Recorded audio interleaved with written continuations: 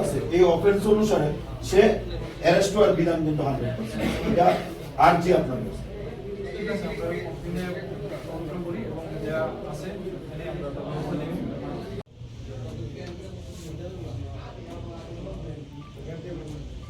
অ্যারেস্টের photo রেমনি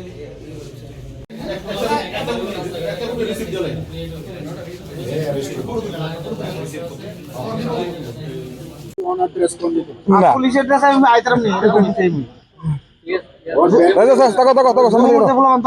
থানাতে আসা actually পরশুদিন থেকেই আমি মানে রাত দুপুর নাগাদ একটা আমার পার্টির হয়ে আমি আমার কিছু পোস্ট করেছিলাম। সেই পোস্টের পরিপ্রেক্ষিতে পরবর্তী সময়ে যখন আমি মানে মানে আমি যেহেতু প্রোগ্রাম করি, গান বাজনা করি, আমি সেগুলি নিয়ে চর্চা করি সারাদিন। হঠাৎ করে আমি দেখতে পাই কে বা কাহারা, প্রথম বুঝতে পারিনি, পরবর্তী সময়ে দেখতে পাই শুভম বিশ্বাস নামে একটি ছেলে, যে নাকি কি এনজিও না কি আছে আমি জানি না, ভালো করে ওর সম্পর্কে আমি জানি না, কারণ ফেসবুকেই দেখি ওর ইয়েটা।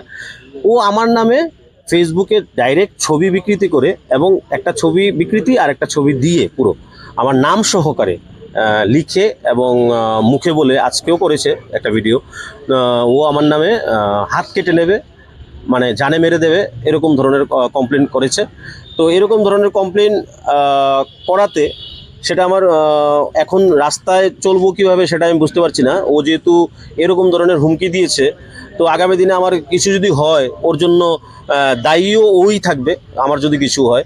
তো এটা আমার এখানে যুব মোর্চার যারা আছেন, বাধারঘাট যুব মোর্চার প্রেসিডেন্ট এসছেন, সঙ্গে বরদোয়ালি যুব মোর্চার প্রেসিডেন্ট রয়েছেন, সঙ্গে সবাই যারা এখানে যারা রয়েছেন সকলে এসছেন।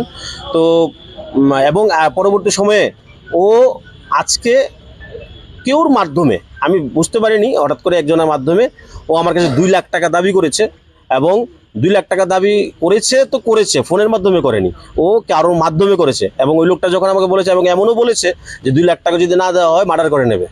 তো এরকম ধরনের হুমকির পাওয়ার পর প্রশাসনের উপর আমার প্রচণ্ড বিশ্বাস, প্রশাসন, আমাদের সরকার, স্বচ্ছ সরকার, ওনারা সঠিক পদক্ষেপ নেবে, এবং আমতুলি যিনি ওসি স্যার রয়েছেন উনি সঠিক পদক্ষেপ নেবেন, এটা আমার দৃঢ় বিশ্বাস সরকারের প্রতি। এবং বাকিটা এখানে আমার বরদোয়ালেরও যুব মোর্চার যিনি প্রেসিডেন্ট পদ্মানব শাহাদা, এবং আরও অনেক যারা যুব ভাইরা রয়েছে, সারা রাজ্যের যতটুকু পেরেছে সবাই সাপোর্ট করেছে, এবং যারা আসতে পেরেছে সবাই এসছে।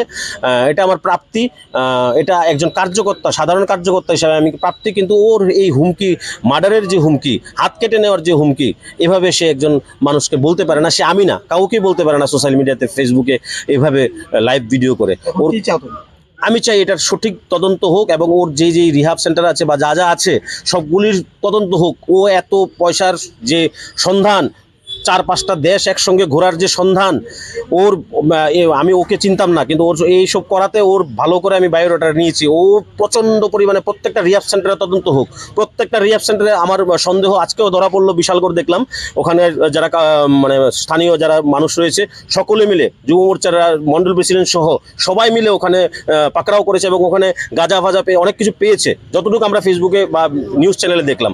এটা বিশাল বড় একটা মানে সন্দেহজনক তালিকায় সবগুলি রিহাব সেন্টারে ওর তদন্ত করা হোক, এবং আমি গ্যারান্টেড যে তদন্ত করলে অনেক কিছু বেরোবে। ওর গুপ্তধনের রহস্য, ওর এত পয়সার ইনকামের রহস্য, এগুলি সব বের হওয়া হোক। এবং এমনও শুনেছি আমি, ওর যে প্রত্যেকটা রিহাব সেন্টার, বিশেষ করে অভয়নগর একটা রিহাব সেন্টার আছে, ওখানে মেয়ে সংক্রান্ত ব্যাপারের ব্যবসাও হয় ওখানে, এবং যাদেরকে দিয়ে ও ব্যবসা করায়, ওরা যারা ড্রাগস খায় বা যারা সেবন করে ওদেরকে দিয়েও করে, ও নিজেও করে, এবং প্রচণ্ড পরিমাণে যুক্ত থাকে ও এসবের সঙ্গে। আমার গ্যারান্টি, আপনারা সবাই তদন্ত করুন পুলিশের মাধ্যমে প্লিজ।